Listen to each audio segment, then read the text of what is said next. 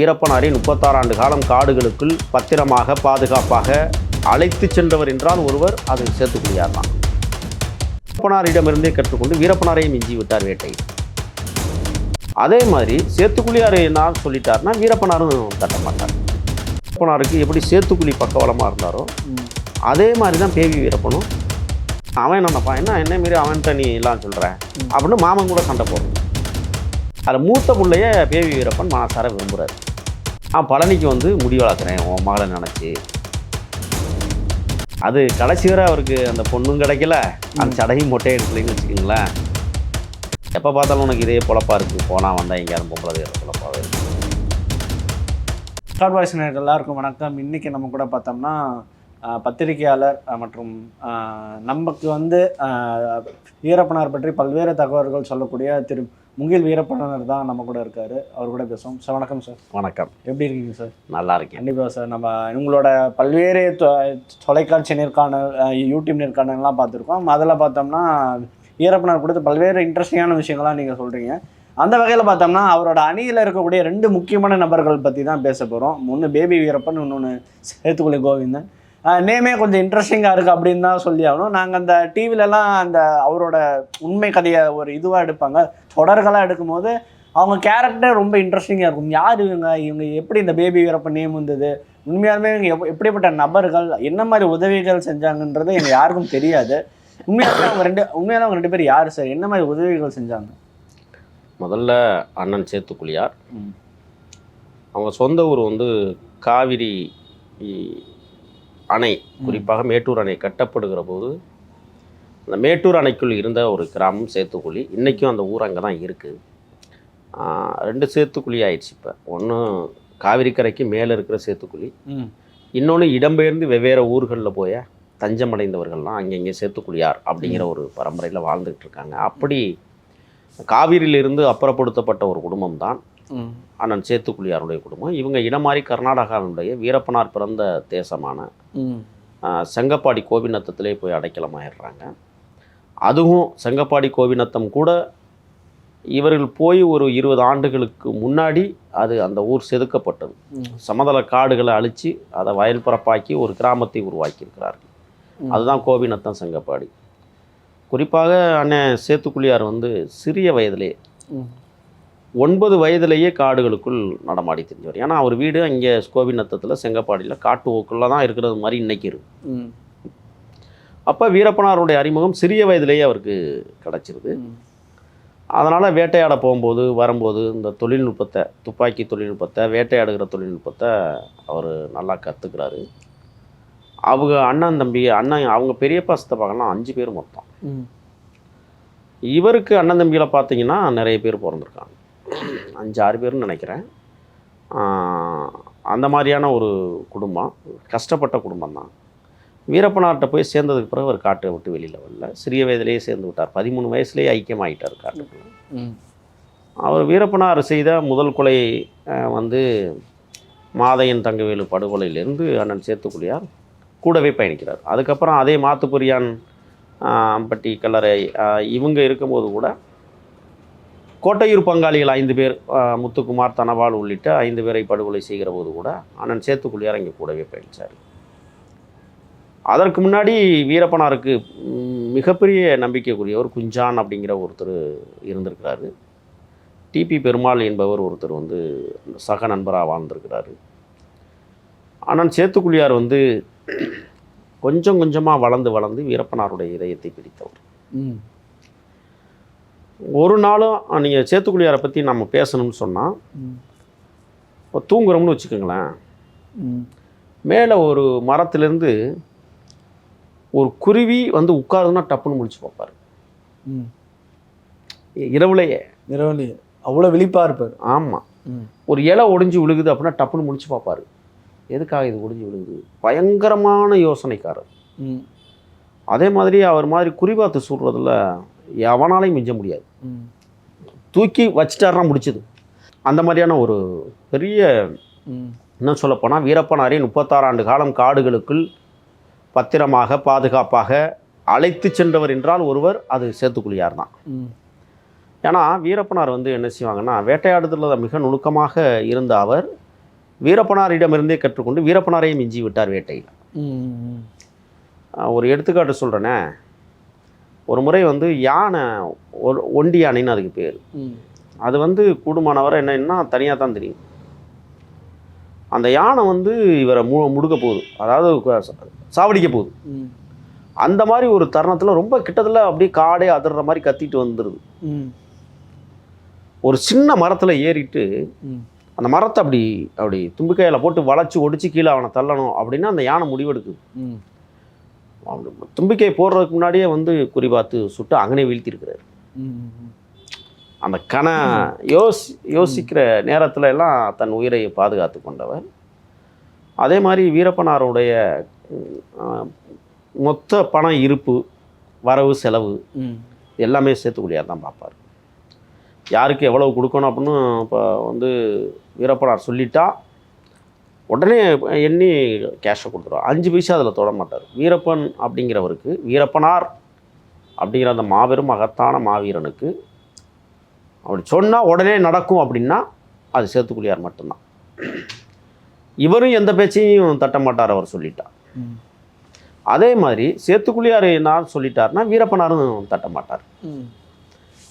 ஒரு ஒரு இப்போ பணம் வந்து ஒரு இடத்துல புதைக்கணும், அரிசி பருப்பு புதைக்கணும் அப்படின்னா அவங்க 2 பேரும் தான் போய் புதைப்பாங்க. அந்த மாதிரி ஒரு நெருக்கமாக இருந்தவங்க. இப்போ நீங்கள் அந்த மாதிரி நெருக்கத்தில் புதியவர்கள்லாம் நிறைய பேர் வந்து சேர்ந்தாங்க. 1991 காவிரி நதிநீர் கலவரம் தமிழர்களுக்கும் கர்நாடக வெறியர்களுக்கும் நடக்கும்போது அதில் தமிழர்கள் பாதிக்கப்படுறாங்க. அதுலேருந்து தெரிச்சு வந்தவர் தான் நல்லூரை சேர்ந்த பேபி வீரப்பன். பேபி வீரப்பன் தோற்றத்தில் நீங்கள் பார்த்தீங்கன்னா கொஞ்சம் விகாரமாக இருக்கும். ஆமாம். கண்ணக்கரேர்னு முடி அள்ளி கொட்டி அதில் ஒரு மஞ்சள் துணியை சுற்றி ஒரு வித்தியாசமாக இருப்பார். ஏன் அப்படின்னா அது அப்புறம் சொல்கிறேன் என்ன எதனால் முடி வளர்த்தாரு என்னங்கிறத. அவரும் இந்த காவிரி நதிநீர் கலவரத்தில் பிரச்சனையாகி அதுக்கப்புறம் வீரப்பனார் பிரச்சனை உச்சக்கட்டத்துக்கு வருகிற போது நல்லூரில் வந்து கிட்டத்தட்ட எல்லா வீடுகளுக்கும் தீ வச்சு கொளுத்துறாங்க. அதிரடிப்படை வீரப்பனை காட்டி கொடுக்கல அப்படின்னு சொல்லி. வீரப்பனுக்கு உதவுற ஊரே இதுதான். ஏன்னா அது மலை கிராமம், மலை உச்சியில் இருக்கிற ஒரு கிராமம். அப்போ வந்து என்ன செய்கிறாங்கன்னா அந்த நல்லூரை தீ வச்சு கொளுத்தும் போது அதில் ஒரு 2-3 பேர் இறந்துடுறாங்க.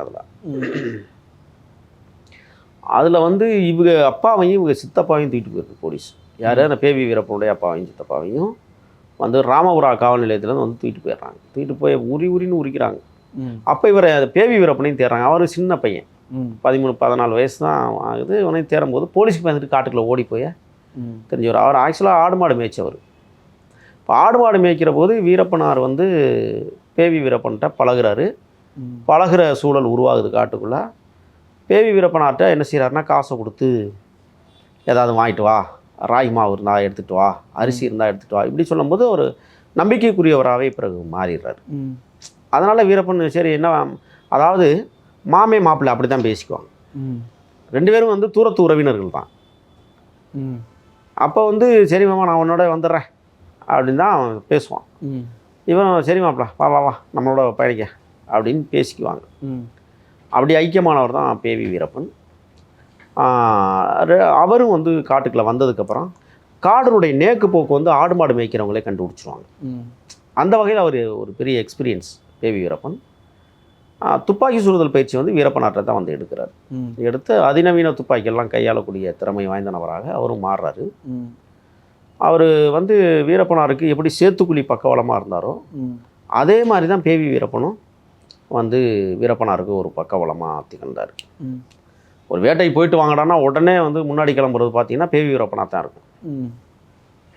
ஏதாவது ஒன்று போயிட்டு அடித்து கொண்டுட்டு வந்துடுவாப்புல. அந்த மாதிரி நுணுக்கமான ஆள். தனியாகவே போயிடுவாப்புல காட்டுக்குள்ள. இன்னொன்று என்னென்னா துப்பாக்கி சுடுதல் அப்படின்னு வந்தால் பல ரூபத்தில் வந்து எதிரியை வீழ்த்தணும்னா அது பேவி வீரப்பன் வந்து கடுமையாக செய்வாப்புல. அப்படி பல சம்பவங்களை வந்து வீரப்பனார் நடத்துகிற போது அதுக்கு பக்கபலமாகவும் பேவி வீரப்பன் திகழ்ந்தார். இப்போ 2 ஆளுமைகளை பக்கத்தில் வச்சுருந்தார். ஒன்று சேத்துக்குழியார், இன்னொரு பக்கம் பேவி வீரப்பன். ஆனால் இவங்க 2 பேருக்குள்ளே கிராஷ் ஆகும். ஏன் அந்த கிராஷ் ஆகுதுன்னா நீ பெரியவனா நான் பெரியவனா அப்படிங்கிறது மட்டும் இல்லை. இது சேத்துக்குழியாருக்கு அந்த எண்ணம் வராது.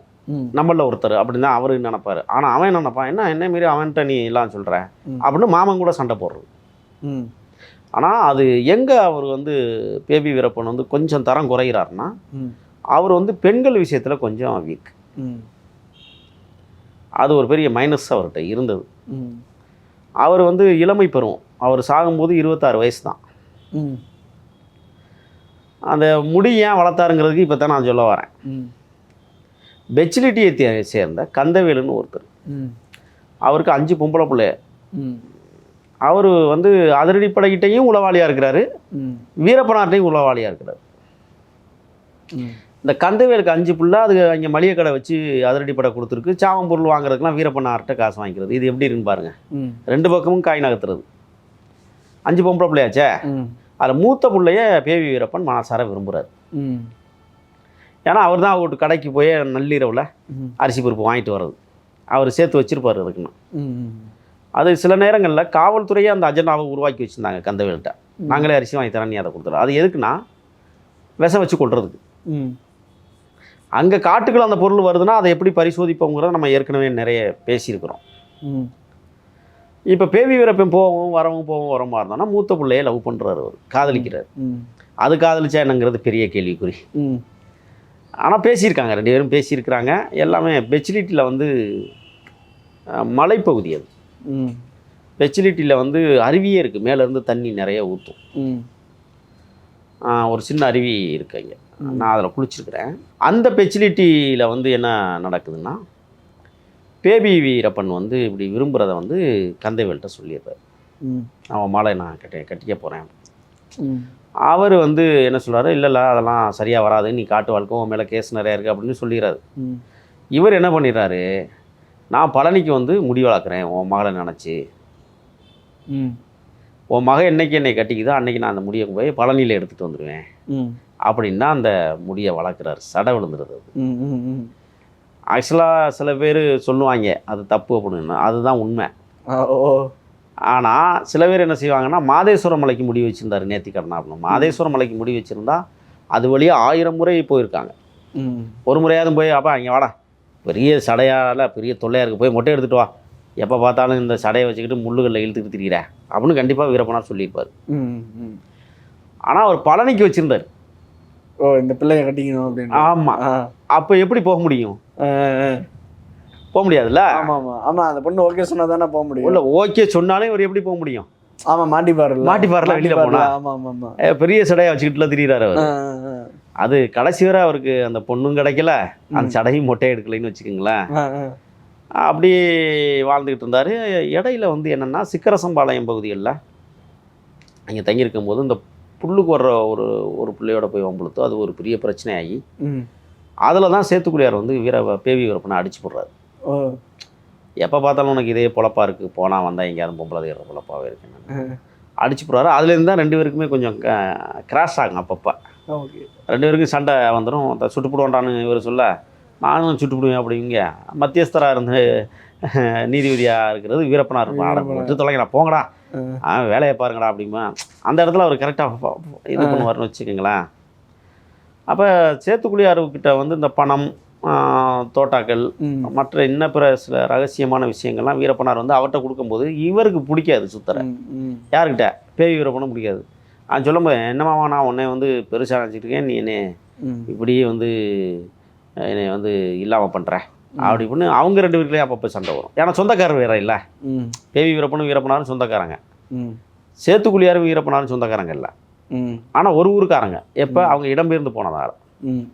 அப்போ வந்து பேவி வீரப்பன் வந்து என்ன செய்கிறாருன்னா, பெண்கள் விஷயத்தில் கொஞ்சம் வீக்கானதுனால தன் படையிலே ஒருத்தர் இருந்தார். அவருடைய மனைவியே இவரை வந்து அடையணும்னு முயற்சி பண்ணி கடுமையாக எல்லாம் என்னென்னமோ பண்ணி பார்க்குறாரு. அது சாத்தியமானதா என்னங்கிறது வெளிச்சம். ஆனால் இல்லை, அவரோட மனைவி இவர் அடைய ஆசைப்பட்டாரா? ஆமாம், படையில் இருந்த இன்னொருத்தருடைய மனைவி. அவங்க 2 பேருமே காட்டுக்குள்ளே வந்துட்டாங்க. ஓகே. அங்கே பொம்பளைங்க இல்லை. ஒரு பொம்பளை பார்த்தா அது கிளவியாக இருந்தாலும் அடைய தனசி செய்ய முடியும். அங்கே காட்டு வாழ்க்கை அப்படித்தானே. அப்படித்தான் கட்டுப்படுத்திக்கிட்டு இருக்கிறவங்க இருந்துருவாங்க. இவர்னால அவர் நான் இருக்க முடியல. அடுத்த முண்டாட்டி ஆட்டையை போகிறதுக்கு முயற்சி பண்ணார். அது நான் சொல்லலை. நீங்கள் இந்த விஜயகுமார்னு ஒருத்தர் இருக்கிறார்ல, அந்த வீரப்பனை என்கவுண்டர் புழுகுனி மூட்டை, அந்த அதிகாரி வந்து அவர் புத்தகத்திலே அதை எழுதியிருக்கிறார். ஓகே. இந்த மாதிரிலாம் கிராஷ் ஆணுச்சு அப்படிங்கிறத எழுதியிருக்கிறாரு. அதில் வந்த பகை தான் சொல்கிறாங்க. அந்த பகையில் தான் வந்து என்னென்னா கண்டிக்கிறாங்க. அதுக்கப்புறம் அந்த கணவன் மனைவி வெளியே போய் சொல்லிடுறாங்க, நீங்கள் கிளம்புங்க, இங்கே சரியாக வராது அப்படின்ட்டு. அவங்க போய் சரண்டர் ஆகிடுறாங்க. ஏன்னா அவங்க மேலேயும் கொலை வழக்கெல்லாம் இருக்குல்ல, வேறு மாதிரி பண்ணால் சுட்டு கொண்டிருப்பாங்க. அதுக்கப்புறம் பேவி வீரப்பன் என்ன செய்யறான், மனசு நொந்துடுறான். இப்போ தனியாக வந்து போகணும் அப்படின்னு முடிவெடுத்துடுறான். தனியாக போனால் தானே அவன் சுதந்திரத்துக்கு சரியாக செய்ய முடியும். இது கட்டுப்பாடு அவ்வளோ இருக்கும் அப்படின்ட்டு வீரப்பனாரோட சண்டை போடுறான். அது குறிப்பாக சேத்துக்குழியாரோட சண்டை போட்டு தான் 2 பேரும் பெரிய பகை வருது. இருந்தால் ஒருத்தன் சுட்டுக்குவான், எவனாவது ஒருத்தன் செத்து போவான் அப்படின்ட்டு தான் வீரப்பனார் என்ன செய்கிறாரு, எவ்வளவோ மத்தியஸ்தம் பண்ணி பார்த்தாலும் இது நடக்கலை. அதுக்கப்புறம் என்ன பண்ணுறான்னா அவனே சொல்லிடுறான், நான் அவன் கூட இருக்க முடியாது, நான் கிளம்புறேன் அப்படின்னு சொல்லிட்டு அவன் என்ன செஞ்சான், ஒரு எஸ்எல்ஆர் துப்பாக்கியை தூக்கிட்டு அவன் கிளம்பும்போது அதை பறிச்சிடுறாங்க. அந்த அவனுக்கு நாட்டு துப்பாக்கி தான் கரெக்டு, இதை எடுத்துகிட்டு நீங்கள் இங்கே போய் எவ்வளோ பொழைச்சிக்க அப்படின்னு சொல்லிட்டு. ஆனால் இருந்தாலும் அவன் போனது ஒரு கை ஒடிஞ்சது மாதிரி வீரப்பனா இருக்கு. பிரிஞ்சு போயிடுறான்.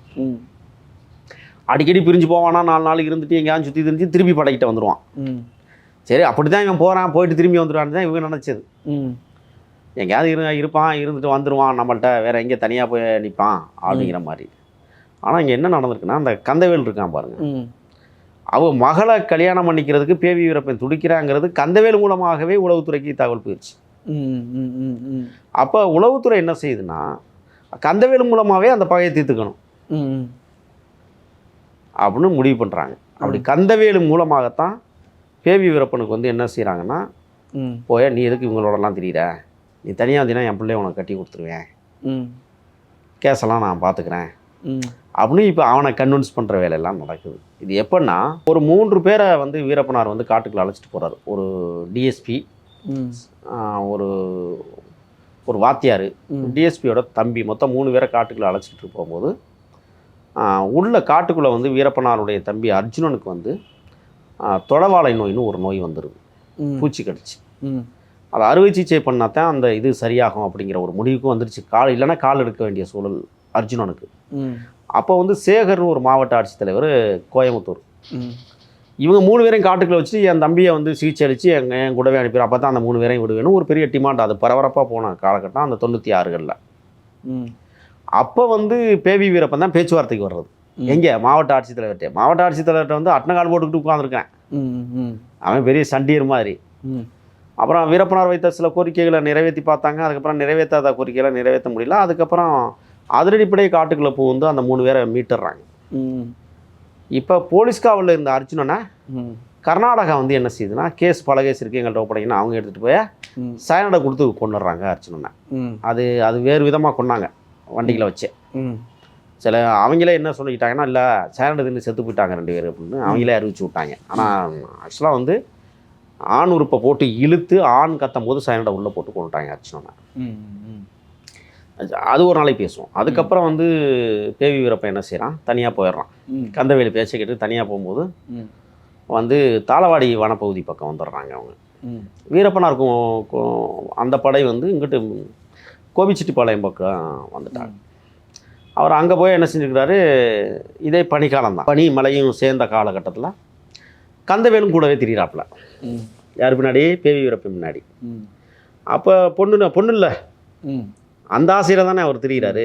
அந்த காலத்தை பயன்படுத்திய கந்தவேலு போலீஸ் வந்து இப்போ என்ன செய்யுதுன்னா, முடிச்சு விட்ரு, உனக்கு நாங்கள் இவ்வளோ பெரிய அமௌண்ட் தரோம் அப்படின்னா. அப்புறம் கந்தவேலு வந்து போலீஸ் ட்ரைனிங்கே எடுக்கான், துப்பாக்கி சுடுற பயிற்சியே எடுக்கிறாரு. வெளியில் வந்து எடுத்துக்கிட்டு உள்ளே போகிறாரு. அப்போ பேபிக்கு தேவையான அரிசி, பருப்பு, பாத்திரம், பண்டம் எல்லாமே கந்தவேலு தான் கொடுக்குறாரு. இப்போ வீரப்பனார் படைக்கும் பேவி வீரப்பனுக்கும் சம்மந்தம் இல்லாமல் போயிடுச்சு. எங்கே இருக்கிறான் வருவான்னு இவங்க நினச்சிட்டு வேறு பக்கம் போயிட்டாங்க. இவன் என்ன பண்ணிட்டான், தாளவாடி மலைப்பகுதிகளில் 2 பேரும் தங்கியிருந்துருக்காங்க. காலையில் வெள்ளனவே எழுந்திரிச்சு டீ போடுறது, என்ன அந்த கடுங்காப்பின்னு சொல்லுவோம்ல, அந்த மாதிரி போட்டுக்கிட்டு வந்திருக்கான். மழை பெஞ்ச அன்னைக்கு இரவு மழை பெஞ்சிருக்கு. விடிஞ்சு வந்து விறகு எதுவும் பற்ற வச்சு பார்க்கலாம், பிடிக்கல. அப்போ வந்து இவன் என்ன பண்ணுறான், செம்புளிச்சா மரத்தை எடுத்துகிட்டு வந்து கொடுவாளால் செதுக்கிட்டு அடுப்புக்குள்ள வச்சு தீயை மூட்டி பூத்துன்னு ஊதிக்கிட்டு இருந்துக்கிறேன், குண்டியை நட்டம் போட்டுக்கிட்டு. அது புகஞ்சிக்கிட்டே இருந்திருக்கு. இவன் கந்தவேல் பக்கத்துல ஏன் மாப்பிள்ளை என்னப்பா போகுதுப்பா, போச்சா தெரிஞ்சு அப்புறம் போலீஸ்காரங்க வந்துடுவாங்கப்பா அப்படின்னு ஏதோ பேசிகிட்டு இருந்துப்பாங்க இவருக்கு. இவன் குண்டியை தூக்கி நட்டம் விட்டுட்டு ஊதிக்கிட்டு இருக்கிற நேரத்தை பார்த்து கந்தவேல் என்ன செய்யறான், துப்பாக்கி எடுத்துகிட்டு மாப்பிள்ளை நீ டீயை போடு, நான் அந்த பாத்ரூம் போயிட்டு வரேன்ட்டு போனவன் என்ன செஞ்சுட்டான், இவன் பூத்துன்னு ஊதிக்கிட்டு இருந்தால பக்கத்தில் நின்று துப்பாக்கி எடுத்து இவனை கொண்டு விட்டான் பேவி வீரப்பனை. போலீஸ் அர்ஜெண்டா இப்போ வெற்றி ஆயிடுச்சு. பேவி வீரப்பன் செத்து போயிட்டான். செத்து காலெல்லாம் வந்து அந்த அடுப்புக்குள்ளே வெந்த நிலையில் கிடந்துச்சின்னு சொன்னாங்க. தீ பற்றி எரிஞ்சு ஊதுனதில் பிடிச்சிருச்சு எல்லாமே. அப்படி தான் பேவி வீரப்பன் செத்து போனான். அதுக்கப்புறம் நாங்கள்லாம் இருக்கும்போது சொன்னார், இந்த மாதிரி வீணாக போய் அழிஞ்சு போயிட்டாப்பா, பொம்பளையாலேயே வீணாக போயிட்டான் அவன், பொம்பளை தேடி போயவே வீணாக போனவன் அவன். அதுக்கு ஒரு கதையே சொன்னார். தசரதன் தோத்ததும் பொம்பளையால் தான், பாஞ்சாலி பாண்டவர்கள் தோத்ததும் பொம்பளையால் தான் அப்படின்னு ஒரு பெரிய கதையை சொல்லிக்கிட்டுலாம் சொல்லுவார். இந்த பேவி போய் செத்து போயிட்டான், இவனும் பொம்பளையால் தான். மாதேஷ்னு ஒருத்தன் செத்து போயிட்டான் கழுத்து எடுத்துக்கிட்டே, அவனும் பொம்பளையால் தான் அப்படின்னு நிறைய விஷயங்கள் அப்படி சொல்லிக்கிட்டு வந்தார். ஆக பேபி வீரப்பன் வீழ்ந்ததற்கு பிறகு வீரப்பனார் மிகுந்த மன உளைச்சலுக்கு ஆளானார். சரி, ஓகே சார். இவ்வளோ நேரம் உங்களோட நேரம் கொடுத்து பேச நன்றி சார். இதே மாதிரி இன்னொரு நெக்கான சந்திப்பு. நன்றி.